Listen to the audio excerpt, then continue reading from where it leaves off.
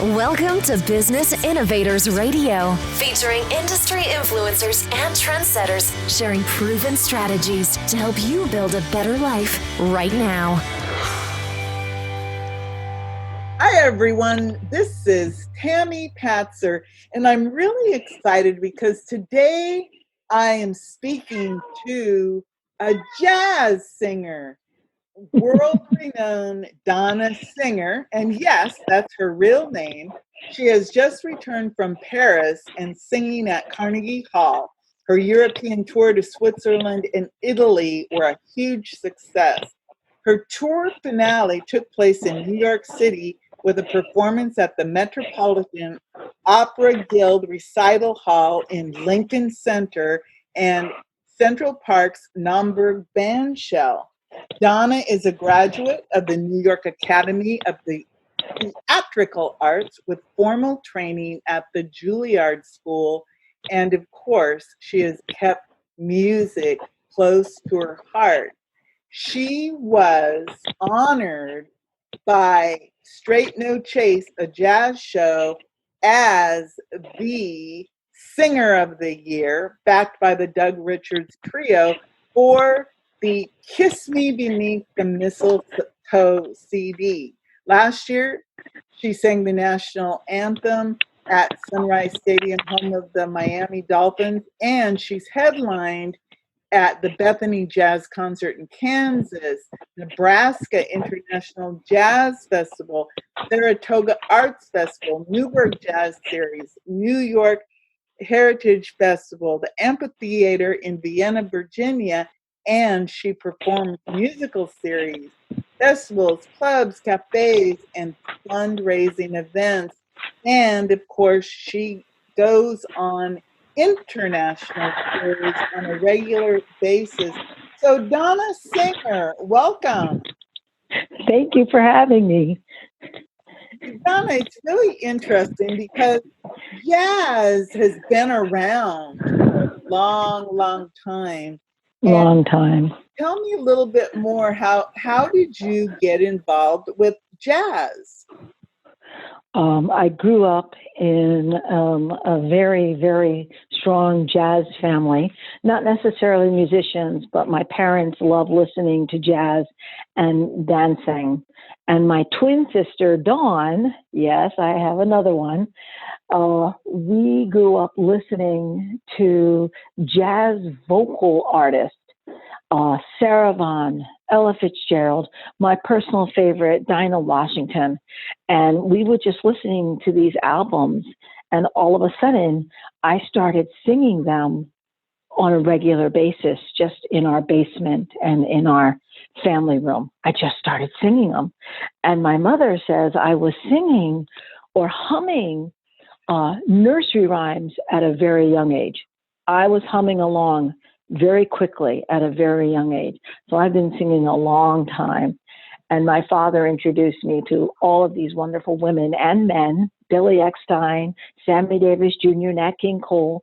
And we were introduced to all of them, and they just resonated with me at a very early age.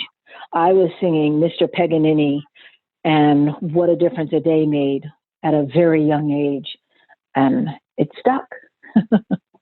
So you started singing and humming even when you were a little tiny girl. So yes. What about your formal education? Did you follow that musical dream into formal education? Yes, I did. I did all of the school musicals and was in chorus and sang solos.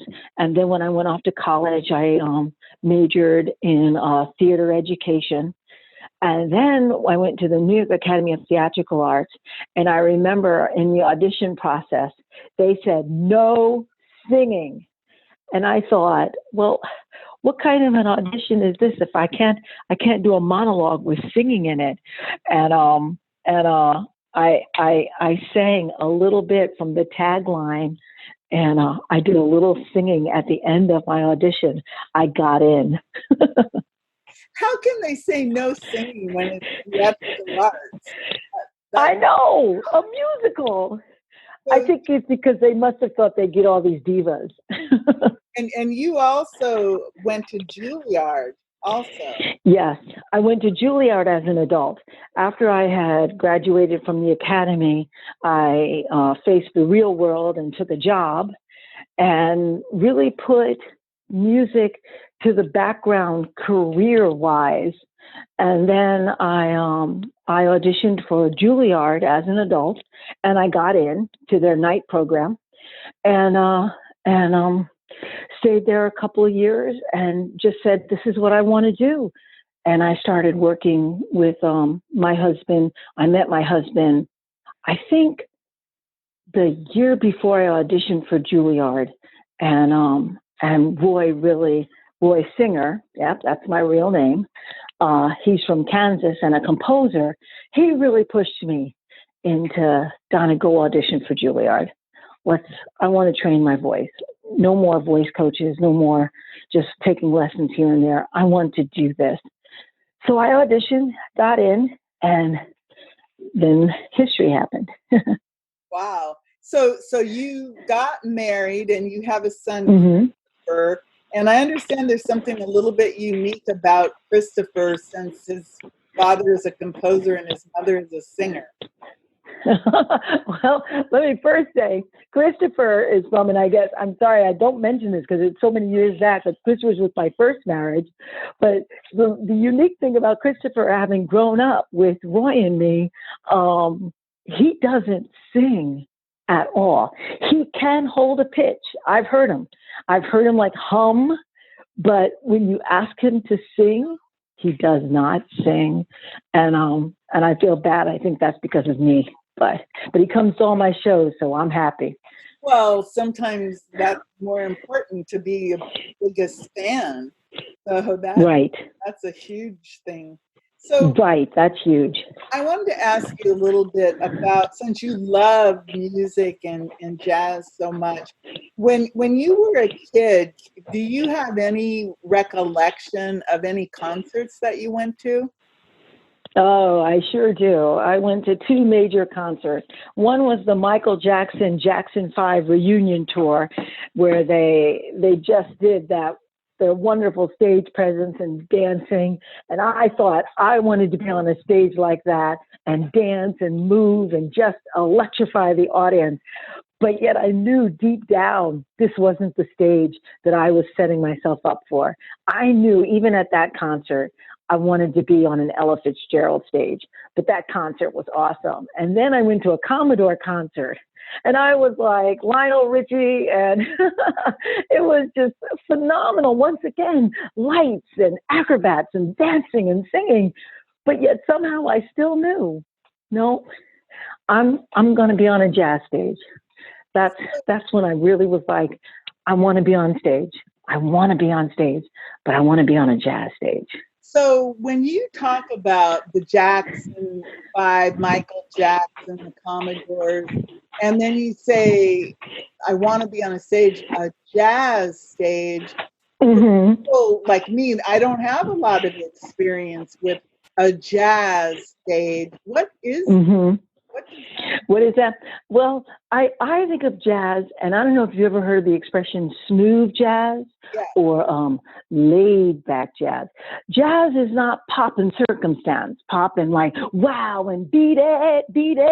You know, jazz is not that. Jazz is smooth, and jazz is unique, and jazz is thoughtful. Like, I really like the way she interpreted that song. I like that. A jazz stage is when they sit there and they think about what you're doing, not just like, oh wow, I'm really into the lights and the flashing and the dancing, but they're really into the singing and the tonality. And I like what you did with that chord, and I like when you played with the piano. Jazz is thinking, and that's what I wanted. I love when I get a compliment for jazz. I love when someone says, I love the way you did that song, because I know they were thinking about it. They weren't just listening. They were thinking. Did that help? Yeah, because they're feeling it, and it's moving them Yeah. to some eternal level. Wow. Yeah. Really Wow. exciting. So you have traveled the world, literally. You have been around the world singing jazz, and you Yeah. have been before huge audiences. Do you have any favorite times when you performed? Yeah, I do. I love singing in front of large audiences. I was blessed to be in jazz in June at the Nebraska International Jazz Festival. There were about 6,000 people there, and it was phenomenal. The electricity in the air, I mean, you could just feel it. We were all into it. We were all having a great time. But my favorite time is when I'm singing in a little nightclub down in the Village, New York City, and it's just me and the piano, or me and you in the third row, stage right. I like that. I like when I've got one person I know I connected to. I like that a lot. And you just feel that energy in that small room. Don't get me wrong. I'm grateful. I love the crowd in Nebraska was amazing. Kansas City, it was about 2,000 people. But when we were in Paris, we were only in front of maybe about 300 people. That's it. Very small crowd. And I was like, wow, I'm home. I'm going to sing just to you tonight. It was nice. That's beautiful. And Thanks. you're absolutely right, because when I think of jazz, I do think of it as being a much more intimate type of music that it hits you in the soul level. Mm-hmm. Yes. It's more soulful. So you actually were an artist in residence in Switzerland. What was that? What was that all about? Okay, an artist in residence means that they pay you. I auditioned, and they pay you to come and study for 3 weeks, jazz and your art.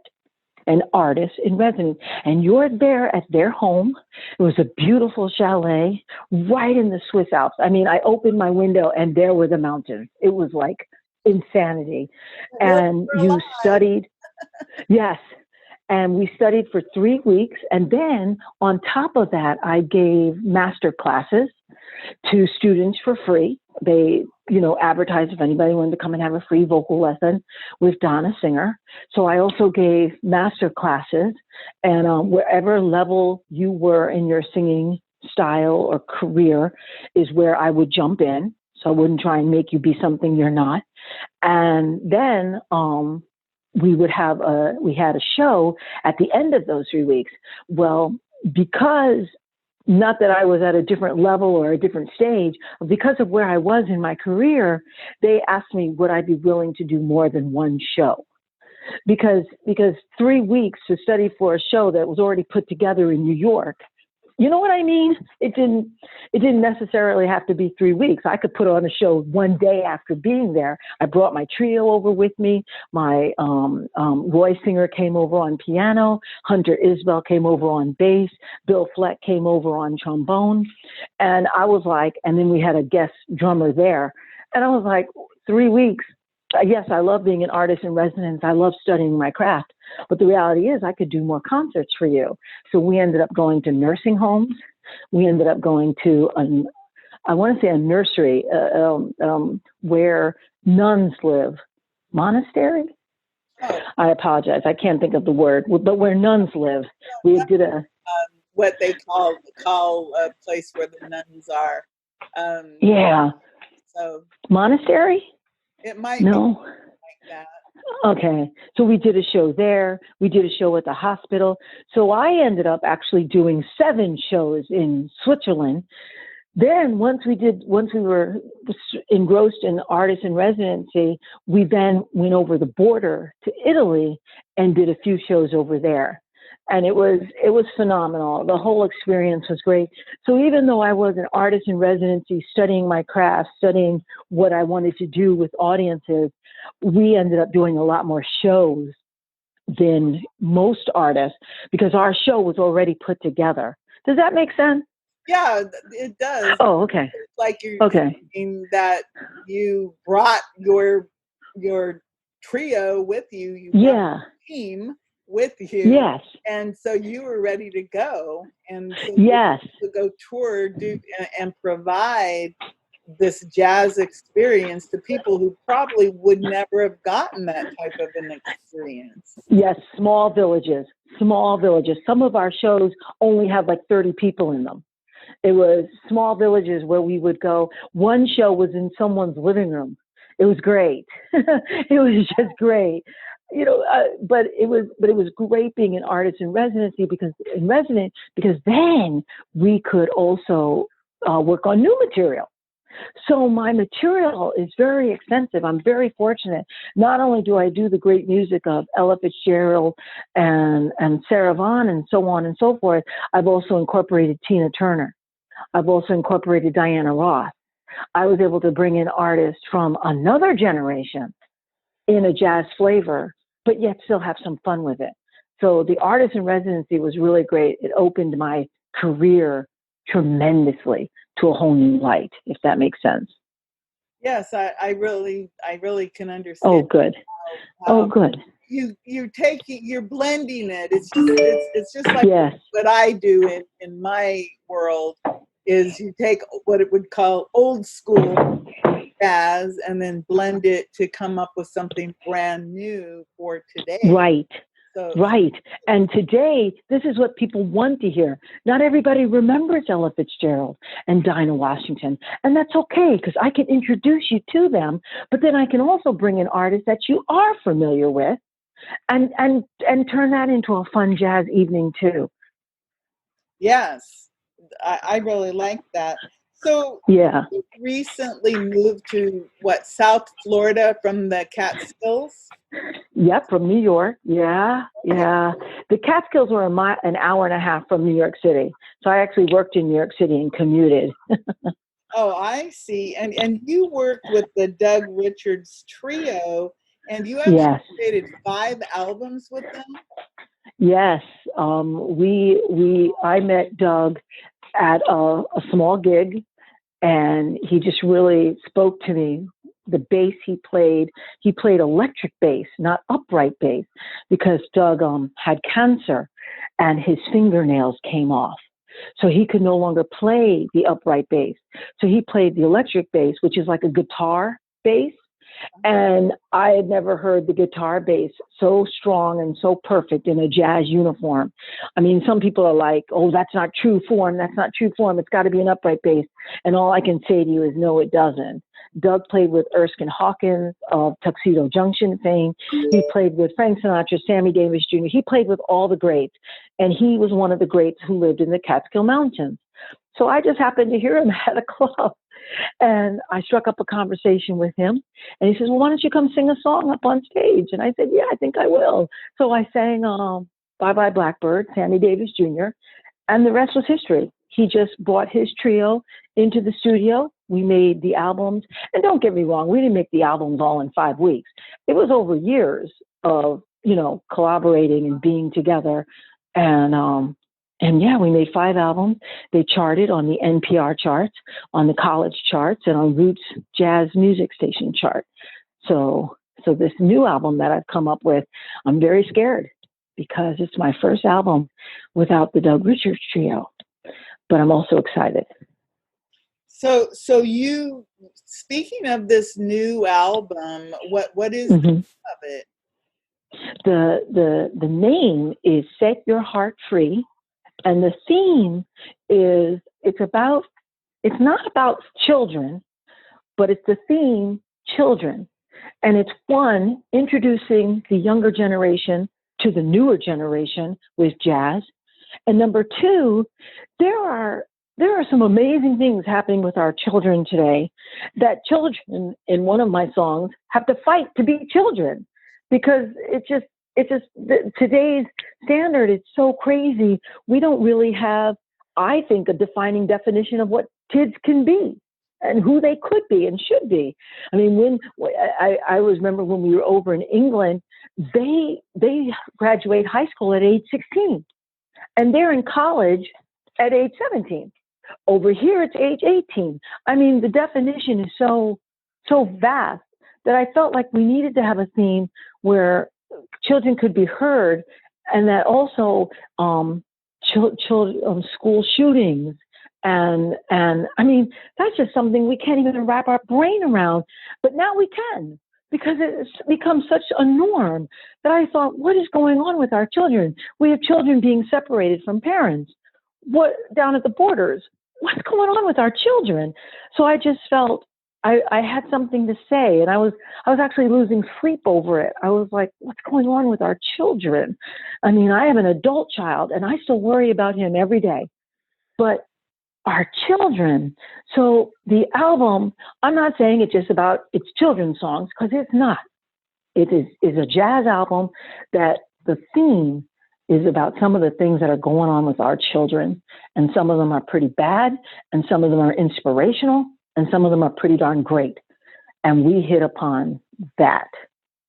I hope that made sense. Are the songs, are you a composer, or are these okay? Very good. People? There are 10 original songs. 3 of them were composed by Orrin Levine, and his 3 songs, one touched upon leaving for school, one touches upon a school shooting, and one touches upon just a simple inspirational song. 5 of the songs were written by my husband, composer Roy Singer, with his writing partner Mitchell Usher. And those songs are complete inspirational songs. Like, we're going to do this. We're going to make it. It's going to be all right. We're going to try. And then the last song was written by Hope London, and hers is What's It Like to Be a Child? And I think you heard me say earlier, sometimes you have to fight to be a child. Sometimes it takes an amazing amount of who knows what to be a child, because you're pulled in so many different directions.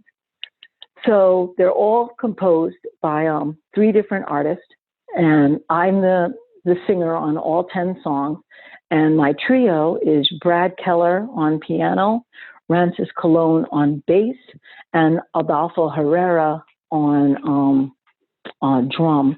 And it was mixed and mastered by 2-time Grammy Award winner Antonio Tahan. So we are going to submit it to the Grammys and see what happens. Well, that's really that's a phenomenal thing. So you're going to submit this new album to the Grammys, and then find out what happens. So when does this CD come out? May 1st, it hits the magazine stand, which means the magazines and the charts all want 20 to 30 days to review the CD before it hits street.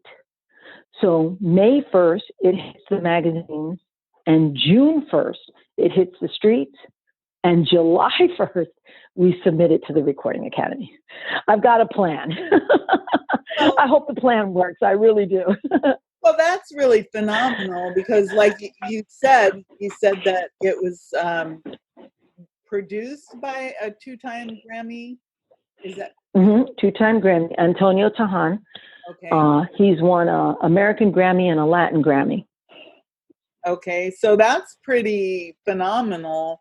And yeah, this is your 6th CD, right? This is my 6th CD. And the first 2, we didn't know enough about the Recording Academy to submit. The second 2 weren't ready. And so this is only going to be my 3rd time submitting a CD. It's all a learning process. I find if you don't really have someone to just tell you, and you have to find everything out on your own, you miss things.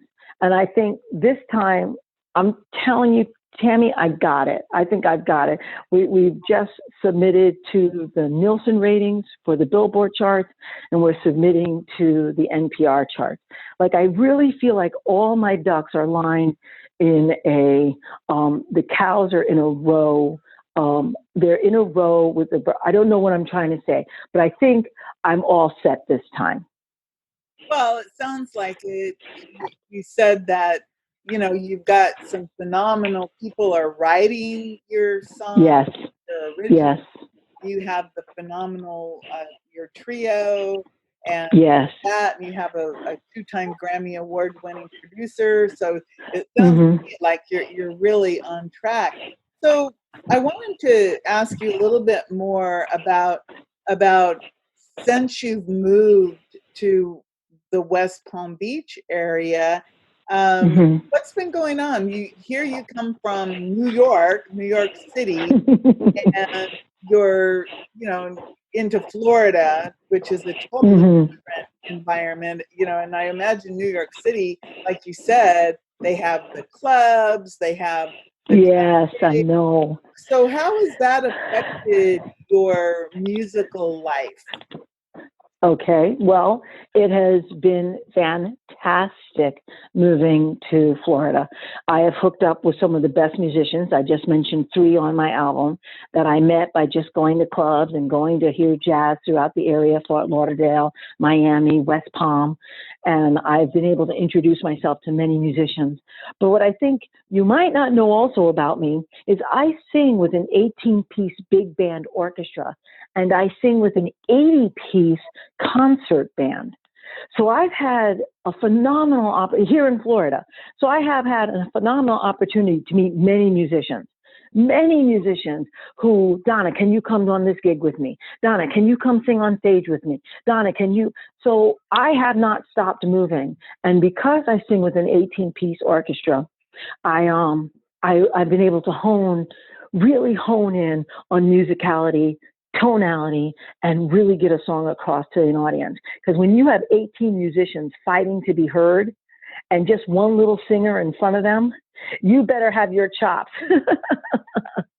I'm telling you. And the same thing when you sing with an 80-piece concert band. These are 80 musicians, and there's just you over on one mic that have got to get the song across. So I find, if anything, Tammy, I've gotten better. I love it here in Florida. Roy loves it in Florida. Our son comes down all the time to visit us because we just love it down here. Wow, well, that's really phenomenal. I did want to ask you about environment, because obviously we're not able to go out in large groups anymore. Has that affected some of your dates and some of your plans? Yes, that has. In fact, all of my dates were canceled as of February 1st. I was supposed to sing in Phoenix, New York City, and Scandinavia. We were to go to Denmark, Sweden, Finland, and Norway. And it was all, no, they weren't canceled. Yes, they were canceled for 2020. But I'm so happy to say all of them have been rescheduled for 2021. So I may not have anything for the rest of the year, because obviously we don't know what's supposed to happen. But for 2021, people have already said to me, you're coming then. So we're going to do Scandinavia in 2021. We're going to go back to New York. I was supposed to do a show at the Alvin Ailey Dance Company, Dance Theater. I don't know if you've heard of Alvin Ailey, a wonderful African-American dancer. Well, he has a theater in New York, I think on 59th Street or 57th Street, and we were going to do a show there, and that got canceled. Then I was supposed to do a show in Phoenix. That got canceled. So it's been hard. It's been hard having these shows taken away. But you know what? I've just been focusing on my CD. So maybe it all for a reason. Right. Here's a question. The other day, I actually read an article about, and I've seen it on TV, where some of these performers are like singing in the bathroom, on Facebook Live, or they're giving paid concerts on Zoom or Facebook. I saw that. Do you have any plans on maybe getting together with your trio somehow and doing any type of concert, or is that even a possibility? I'm going to be honest with you. I have not thought about it. I have not found myself in a position where I just have to share. I know a lot of musicians just have to be heard, and I don't feel that way. I also am very busy, so I haven't really thought about doing any concerts with a tip jar. People have asked me what have I been doing, and basically I've been responding to my fans via my Facebook page or on my website. My Facebook page is Donna Singer, at Facebook, please go and become a fan. And my website is www.donna-singer.com.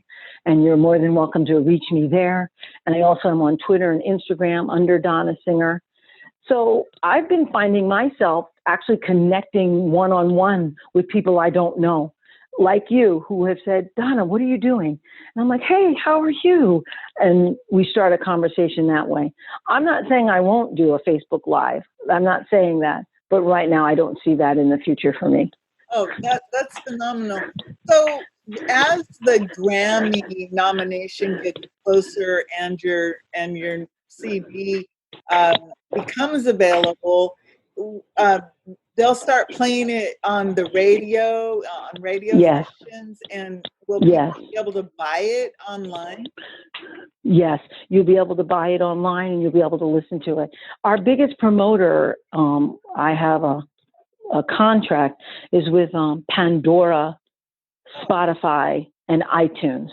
And I'm on all of them. All of my albums can be found on all three of those places. And this newest one, like I said, between May 1st and June 1st, they'll start hitting the major distributions.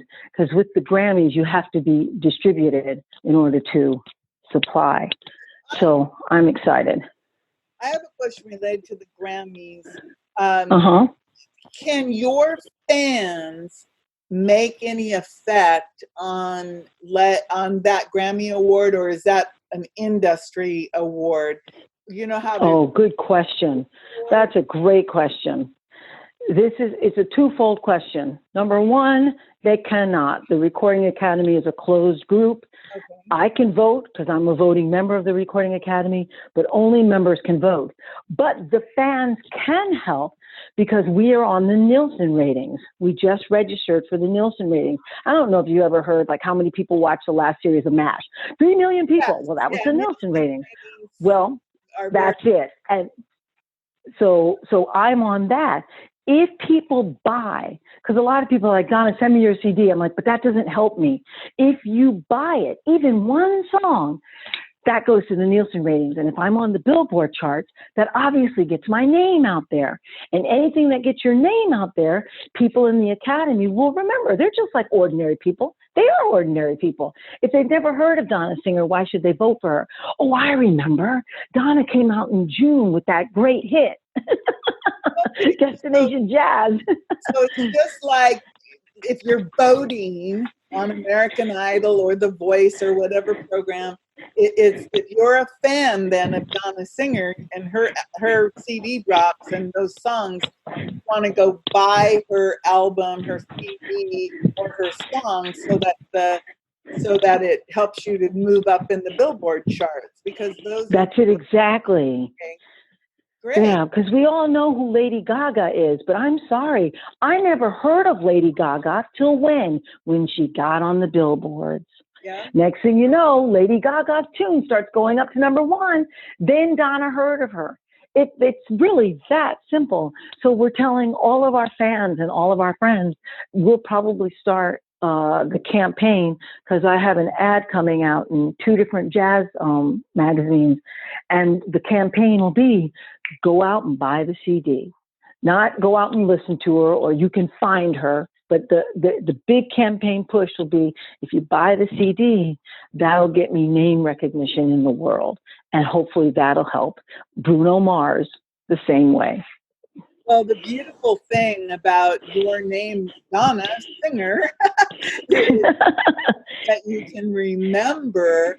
And I think that is important for people who love music or love their artists or love their singers. You do have to show that you love them by buying the music from a reputable site. And because that's one thing people forget. You know, we come from a world where everybody thinks everything is free, and they download things. But the truth is if you actually buy the music, it shows these right. That's it exactly. And is legitimate, and that their popularity is real and true. And right. That's really important, because in this time you can't go out and do these live events and concerts. So the only way for your fans to show you how much they love you is to actually buy your music and share it in that way by saying, hey, go buy Donna Singer's latest CD.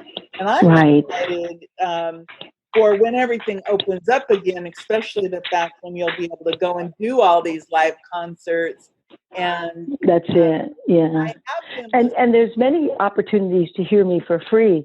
There's many opportunities because one of the things I do, I have a specific agent that all she does is find me fundraisers to do. Yes. That's all she does. And I perform for free. And it's for either a fundraiser or an awareness or for this radio program or for that. So you can always just go to my website where I'll always put whether it's a private event, whether it's a public event, whether it's a free event or a paying event. You can always find it on donna-singer.com where you can find me. And if you don't have the funds, no problem. I will tell you on my website where I am for free. Great. And yeah, you have done other interviews in the past, and I think I found some of your music on your website, some songs that were on SoundCloud. And yes, button and you play the song and it's right there. So and it's right there. Congratulations, Donna. Tammy, tell them about our collaboration. Our collaboration. Oh, okay. So, with the book. I'm so excited about it, but I don't want to tell it because I'll say it wrong. Tell them what we're doing. I'm so excited. Donna, this interview, everyone, is actually part of Donna Singer's expert profile.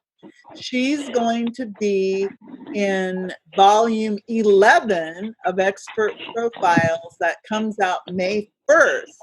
So the beautiful thing about this is Donna's interview chapter in the book will be coming out May 1st, just when her new album drops.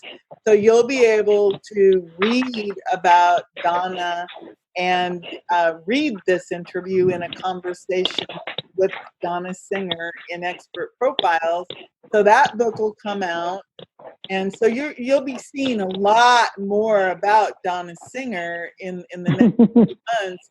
And again, I really think it's important, again, if you love Donna Singer's music, support the CDs and go back and take a look at the first 5 CDs that she did, because I was looking through the show notes and she's really done a lot of phenomenal work. Thank you. All of these, like Feeling the Jazz, It's an Art to Follow Your Heart are just some of the titles. And so there's a lot that you can look at. And again, if you love jazz and you like that, the vocal, the soul connection, I guess is a good way to put it, you definitely are going to love Donna Singer. So Donna, before I let you go, is there anything else you'd like to add? Yes, I would. And I'm going to find it right now that working with Tammy, collaborating on this book has just been a thrill for me. It really has. But what I wanted to say was, hold on, Tammy, I'm sorry. I had it, but then I lost it. Here it is. I also was a collaborator on another book with Miss Lori Hunter with Single Parents, Today's Superheroes. And what I started to touch upon, Tammy, was that Roy is obviously Christopher's stepfather, and when I was younger, Christopher's father, who's not out of the picture, but he's out of my picture. I was a single parent for I can't even remember how long it was, and my story is in that collaboration as well. So I'm very excited about this new turn and of writing and just being heard. I guess that's the best way I could say it. I really am. I love that I'm being heard in this great new format, and I'm honored, Tammy, that you want me to be in your book, and that this interview will be in the book as well. So I guess that was the only other thing I just wanted to say. There's more to me that meets the eye. And thank you for inviting me on the show and giving me an opportunity to talk with you.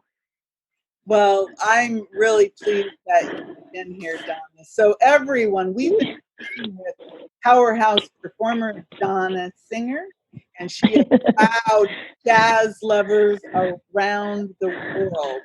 So watch for Donna's latest CD that's going to come out in May, between May and June. Watch for the Expert Profiles book, and definitely go to donna-singer.com and listen to some of Donna's work, and you'll really get an understanding of what jazz is all about. So everyone, this is Tammy Papser. Go make it a beautiful day. Thanks for listening to Business Innovators Radio. To hear all episodes featuring leading industry influencers and trendsetters, visit us online at businessinnovatorsradio.com today.